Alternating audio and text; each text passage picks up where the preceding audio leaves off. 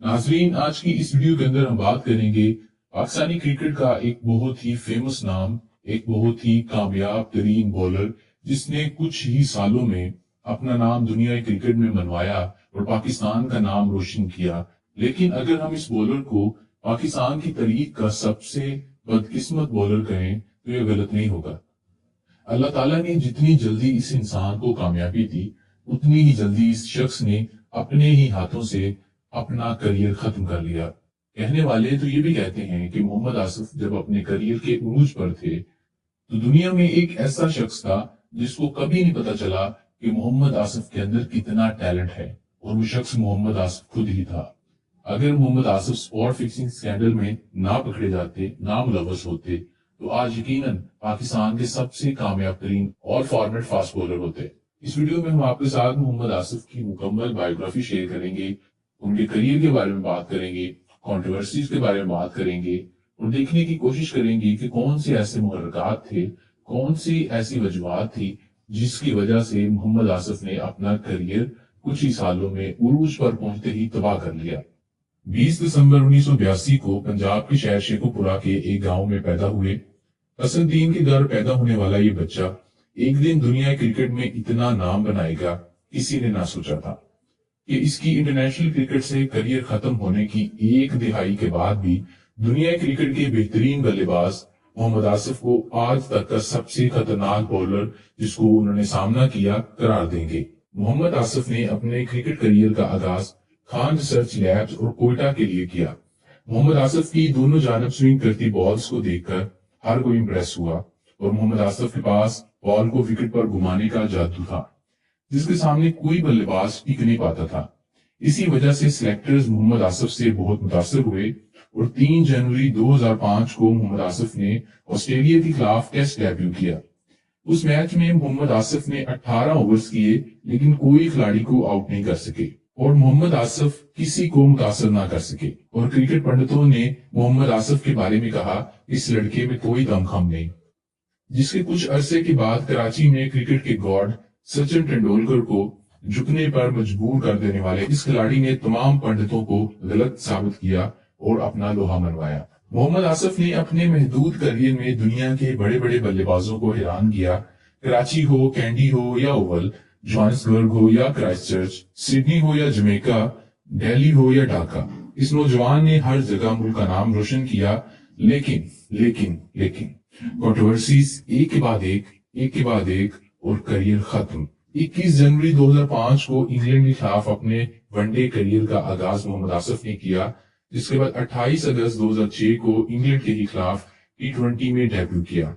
दाएं हाथ से तेज बॉलिंग करने वाले मोहम्मद आसिफ ने T20 इंटरनेशनल में पहला मेडन ओवर करने का एजाज भी हासिल किया। किस्मत की देवी अभी पूरी तरह मेहरबान भी न हुई थी कि मोहम्मद आसिफ डोपिंग स्कैंडल में जकड़े गए।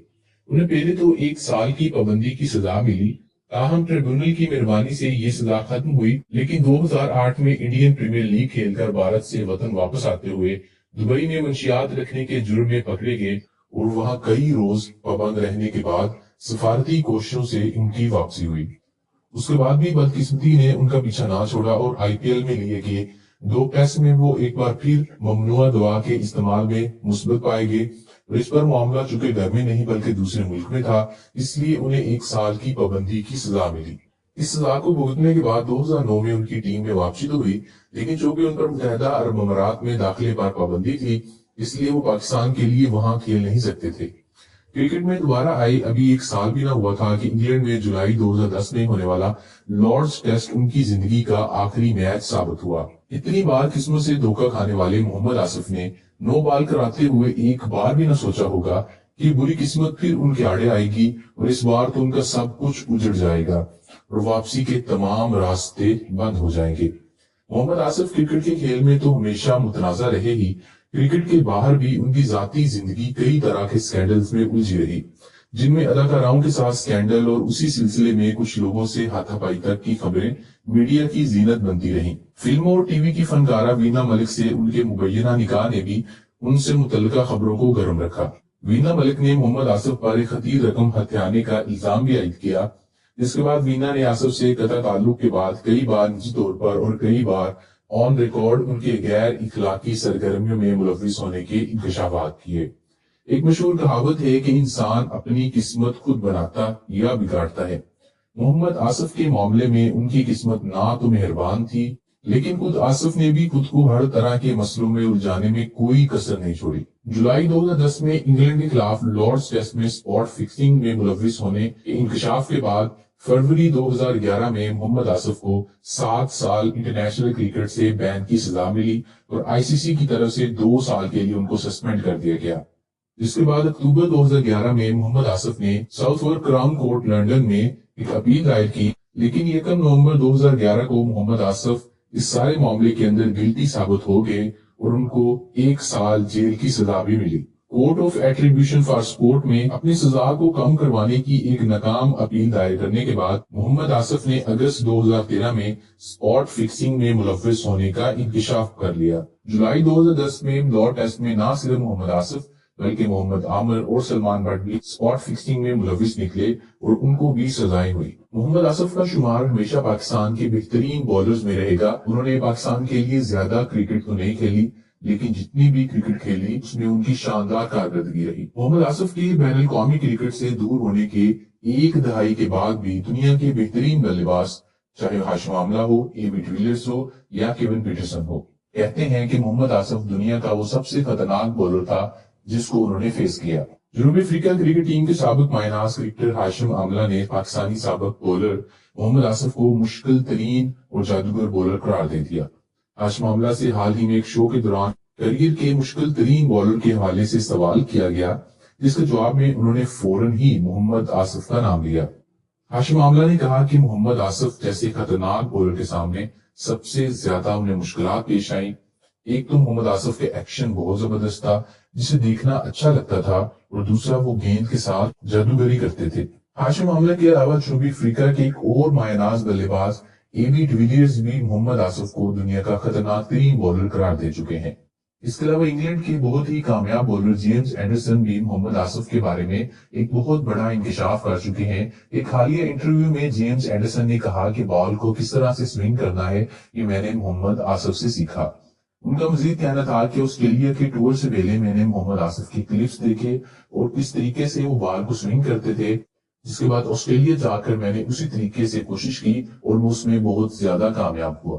کرکٹ پنڈتوں کے خیال میں اگر محمد آصف سپاٹ فکسنگ سکینڈل میں ملوث نہ ہوتے تو آج پاکستان کے سب سے کامیاب آل فارمیٹ بولر ہوتے۔ اس بات میں کوئی شک نہیں ہے کہ محمد آصف ایک بہت ہی بہترین بولر تھے، جن کی اگر بالز کو ہم دیکھیں تو بہت زیادہ دونوں طرف سوئنگ کرتی تھی اور بلے باز ہمیشہ مشکل میں رہتے تھے، اور جس طریقے سے وہ ریکارڈز پر ریکارڈز بنا رہے تھے اس بات میں کوئی شک نہیں کہ اگر وہ 10 سال مزید پاکستان کے لیے کھیل جاتے تو وہ تینوں فارمیٹس کے پاکستان کے آج نمبر 1 بولر ہوتے اور دنیا کرکٹ کے بہترین بولر ہوتے، اور شاید پاکستان کے جو بہترین بولرز ہیں وقار یونس، شعیب اختر اور وسیم اکرم، ان سب کو وہ ریکارڈز میں پیچھے چھوڑ دیتے۔ بہت سارے لوگوں کا تو یہ بھی کہنا ہے کہ وسیم اکرم کو سوئنگ کا بادشاہ کہا جاتا ہے، لیکن سوئنگ کا اصل بادشاہ محمد آصف ہے۔ محمد آصف نے اپنے کیریئر میں بہت جلدی عروج دیکھا اور اسی تیزی کے ساتھ زوال بھی دیکھا، لیکن محمد آصف کے ساتھ بہت زیادہ زیادتی کی گئی۔ جب ان کی سزا ختم ہو گئی تو محمد آصف کو بین الاقوامی کرکٹ میں دوبارہ ہم نے کھیلتے ہوئے نہیں دیکھا۔ پاکستان کرکٹ بورڈ کی طرف سے ان کے ساتھ زیادتی کی گئی۔ میں محمد آصف کو ڈیفینڈ نہیں کر رہا، میرا پوائنٹ یہ ہے کہ اگر محمد عامر سزا ختم کرنے کے بعد پاکستان کی نمائندگی کر سکتے ہیں تو محمد آصف کیوں نہیں کر سکتے تھے؟ یہی وہ دوہرا معیار ہے جو کہ آج تک کسی کو سمجھ نہیں آیا کہ محمد عامر کو آپ تینوں فارمیٹس میں دوبارہ کھلا دیتے ہیں جبکہ محمد آصف کو آپ موقع ہی نہیں دیتے۔ یا تو آپ اس بات کا فیصلہ کر لیں کہ جس نے بھی ملک کو بیچا ہے اس کے ساتھ کیا سلوک کرنا چاہیے، کیا اس کو لائف ٹائم بین دینا چاہیے یا سزا کے بعد وہ دوبارہ کھیلے گا۔ 2010 میں جب محمد آصف، محمد عامر اور سلمان بٹ فکسنگ سکینڈل میں پکڑے گئے، اس وقت پاکستان کرکٹ ٹیم کے پاس دنیا کا بہترین بولنگ اٹیک تھا۔ آپ سوچئے کہ عمر گل، محمد آصف، محمد عامر، شعیب اختر یہ دنیا کے بہترین اس ٹائم کے بولر تھے۔ جس کے بعد محمد عامر اور محمد آصف پر پابندی لگنے کے بعد پاکستان کے پیس اٹیک آدھا رہ گیا اور پاکستان نئے پیسرز کے ساتھ 2011 کا ورلڈ کپ کھیلنے گیا اور پھر بھی سیمی فائنل تک پہنچا۔ اس سے یہ بات پتہ چلتی ہے کہ پاکستان میں کرکٹ کا کتنا زیادہ ٹیلنٹ ہے کہ آپ ایک منٹ کے لیے فرض کر لیجئے کہ آج پاکستان کے جو پیس اٹیک ہے شہین شاہ افریدی اور حارث رؤف کو اگر پاکستان ٹیم سے نکال دیا جائے فوراً سے اور اوپر سے بابر اعظم کو نکال دیا جائے تو پاکستان ٹیم کتنا زیادہ ڈاؤن ہو جائے گی. یہی سچویشن 2010 میں تھی، جس کے بعد 2011 کا جو ورلڈ کپ کھیلنے گئے ہیں اس میں یہ 3 چینجز تھی.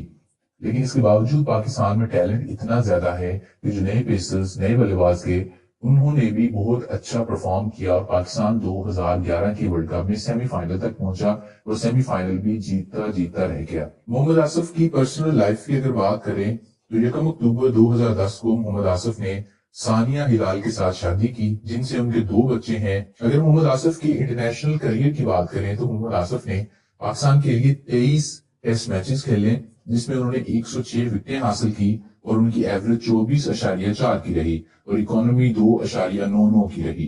او ڈی آئی کی بات کریں تو پاکستان کی طرف سے محمد آصف نے 38 او ڈی آئیز کھیلے جس میں انہوں نے 46 وکٹس حاصل کی اور ان کی ایوریج 33.1 رہی جبکہ اکانومی 4.71 رہی. T20 کی بات کریں تو T20 میں محمد آصف نے 11 میچز کھیلے جس میں انہوں نے 13 وکٹیں حاصل کی 8 کی اکانومی کے ساتھ اور ان کی ایوریج 26.4 رہی. سن 2000 سے لے کر 2017 تک اگر محمد آصف کا فرسٹ کلاس کریئر دیکھیں فرسٹ کلاس میں محمد آصف نے 99 میچز کھیلے اور 423 وکٹیں حاصل کی جس میں ان کی اکانومی 3.13 رہی اور ان کی ایوریج 23.2 رہی. تو یہ تھی وہ ساری ڈیٹیل جو کہ محمد آصف کے کریئر کے بارے میں تھی.